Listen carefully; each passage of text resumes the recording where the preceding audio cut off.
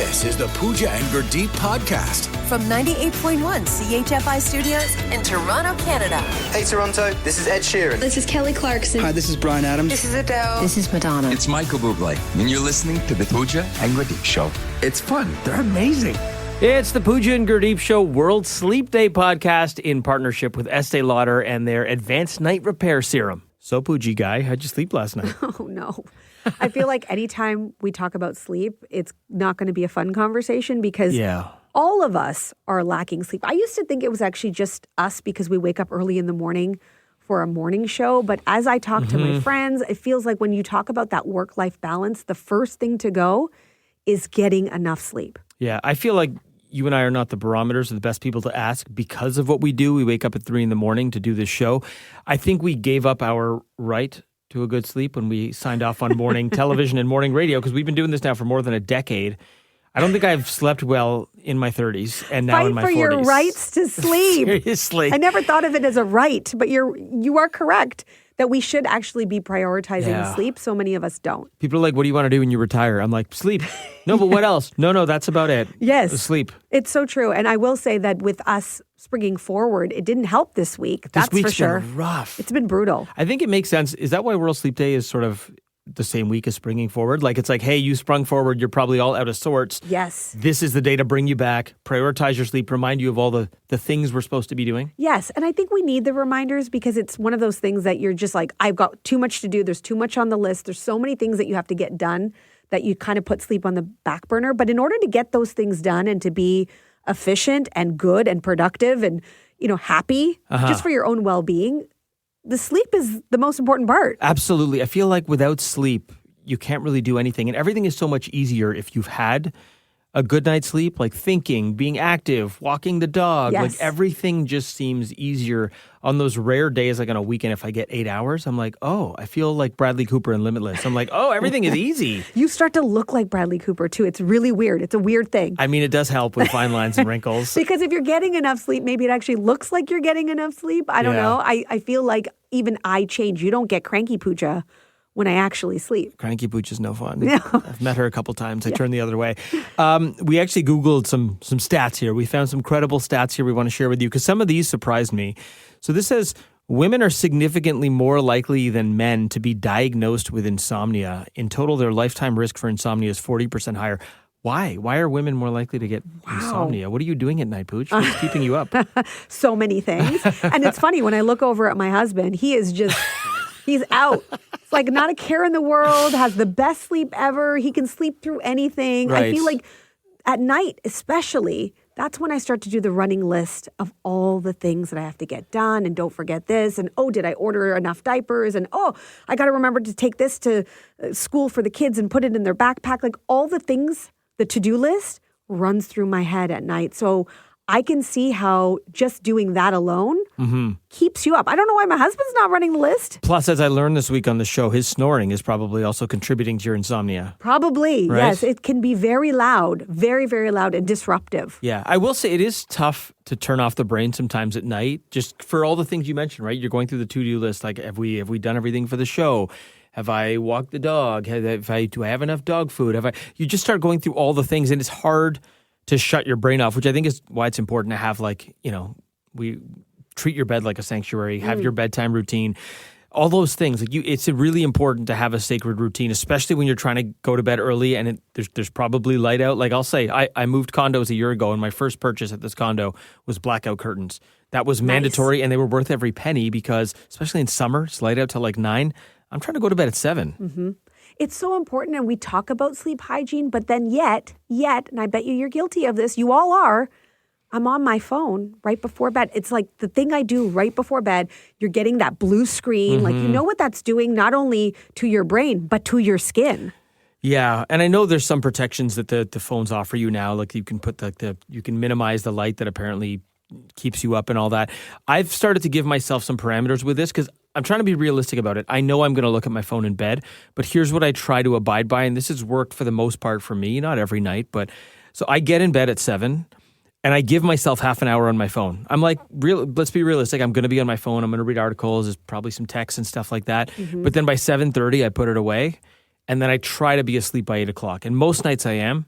Not works? always. Yeah. By 7:30, I'm like, I actually set that Apple phone reminder where it's like, it gives me the reminder at 7:30 that says, hey, your bedtime is 8 o'clock. And then I know when it beeps, I'm like, okay, time to put it away. Oh, see, I have to start doing that, I think. But I think that it's bigger than that. I think even half an hour, you're not giving your brain enough time to do what it needs to do to actually rest. Because I know me, when I'm checking texts and emails, I'm also, maybe creeping on Instagram, looking. What? I don't even know what happens. I go down a weird rabbit hole, and then the next thing I know, I'm on someone's Instagram page who's married to someone who's the daughter of the cousin of some sort of reality star who I saw once in a commercial, but now is on the show. It's a whole thing. Okay. I've connected the dots, Yeah. but I don't know why I'm on this page. You might need more parameters than me in addition to the time. Like now that you mention it, I'm not really on Instagram in that half hour. I'm usually okay. like reading an article or doing something that actually kind of makes me tired. Like I thought you were reading. going to say something that actually makes me smarter. No, well, maybe. I'm mostly reading about hockey, so probably not. It makes me hockey smarter. This is where I soak up all my facts for Can't Beat Gurdeep. Right. Right? This is where I'm reading useless information, which is why I win the trivia game all the time. Okay, so this is actually helping you in life. It's Yeah. actually hurting me Don't in get my on. life. Don't give yourself social media in those 30 minutes. That's not going to help. I also know that when I go on vacation, and I don't know if this happens Vacation. to you. Vacation! For some reason, my sleep is better, obviously, because I don't have to worry about anything. I don't have a care in the world. But my skin gets better. Like I wake up and I don't look tired. I look refreshed, and I haven't done anything necessarily different than what I'm doing at home. But the sleep, obviously, in tandem with good skincare and that routine makes a difference. Absolutely. I mean, the beautiful tan you're probably getting on vacation and the salt water and all that stuff is probably also helping with that. But yes, the sleep does make you a different person. It makes you look like a different person. You eat, sleep, breathe like a different person when you actually have the runway to try and prioritize sleep. And they actually say that, those signs of aging, obviously they increase with lack of sleep, but it weakens your skin barrier. There's like a loss of firmness in your skin. There's uneven skin tone. I get the dark circles under my eyes, like all these things and the fine lines. I see a lot more when I'm not getting enough sleep. Yeah. And by the way, you are listening to our World Sleep Day episode in partnership with Estee Lauder Advanced Night Repair Serum. Okay, so look, we know all the things, and some of them are Captain Obvious, right? The things you're supposed to avoid before bed, like having a regular bedtime, staying off the screens. We talked about it. Can we talk about caffeine? Because, what is your rule with coffees? How many do you have in a day during the week? Do you give yourself like time limits and that kind of stuff? Oh, yeah. So I only have 1 cup of coffee a day. And One? even that, I don't even really finish it. It's Like function. maybe half, and then that's it. Like that's it for the day because I cannot mess with being wired before sleep. What about you? Oh, we have very different coffee rules. Well, the fact that my dog's name is Coffee should tell you all you need to know about. So I have 2 before you've even seen me in the morning. I have 2? I've got a great coffee machine. After the blackout curtains, it was the next thing I invested in. It like grinds the beans, it froths the milk. It's great. It's a soundtrack to my life. Pretty much the grinding of beans and the frothing of milk. So I do a latte and an espresso before I've even come in. Okay. And then, as the one coffee you have, I get one at the same time at 7 o'clock when the beautiful cafeteria opens here at the Rogers campus. So that's coffee number 3. But then that's it. So I've done that before 9 a.m. and then no more coffees during the week. Yeah, because you can't. And I think there's so many people who go out for that, 3 o'clock, 4 o'clock coffee break at work, also to like help break up the day and make the day go by faster, I'm sure. Yeah. But that 3 o'clock, 4 o'clock coffee, I could never do. No, not during the week. No. That's hectic. And 3 o'clock, 4 o'clock for a normal person, that's like, I don't know, 9, 10 a.m. for us, pretty much. Like we're towards the end of our workday. We would not be having a coffee then. What about, and Pete, my friends make fun of me for this. What time do you eat dinner? Oh, I eat dinner early. I eat dinner by 4 or 5 o'clock. Oh, that's late. 5 o'clock latest. That's late. Really? What time are you eating? You're going to laugh at me if I tell you. I have dinner at 3 p.m. No, you don't. I swear to you, I have dinner at 3 p.m. My friends all call me geriatric. They think it's hilarious. They're like, you want to go for lunch? I'm like, you mean dinner? 3 p.m. I have it at 3 p.m. because like I'm in bed at 7, so you're generally not supposed to eat that close to bed. I might have a little snack around 6. I was going to say, are you having dessert then? Like my snack is like a little bit of yogurt and some berries. It's nothing. that's It's dessert. nothing crazy, you know. But I'll have that at like 6 if I'm getting a bit of a hankering, maybe an apple. But that's it. Okay, see, I stop eating at 5, but then I don't eat again till 7. So for me, it's more about that intermittent fasting and like having that time to give my body rest to digest and also to be a little bit more focused so that my body's not focusing on food in the morning and instead it's focusing supposedly on our show. Yeah, allegedly. Because I do feel the days where I can't help myself and I do eat before bed, I find when I wake up in the morning, it's counterintuitive, but like I'm actually hungrier in the morning. Like I'll be craving like a toast with peanut butter in the morning. Yes, that's what happens. Yeah, but I'm like, I ate before bed. Why am I hungry? Whereas if I just keep my dinner to 3 p.m., I can generally get through the morning and do our show without really having anything substantial to eat. So I'm curious now, how does this work in your dating life? You're like, hey, want to grab some drinks and dinner at 3 p.m.? That's a whole separate podcast. We'll save that for World Dating Day. Yeah. No, it makes it very hard because nobody wants to hang out on a weekday at 2 or 3 p.m. They want to get together after they're done work. I'm like, oh, no, this is my sanctuary time. My blackout curtains are closed. You're not allowed. Yeah, this is a very cool thing about you and being single.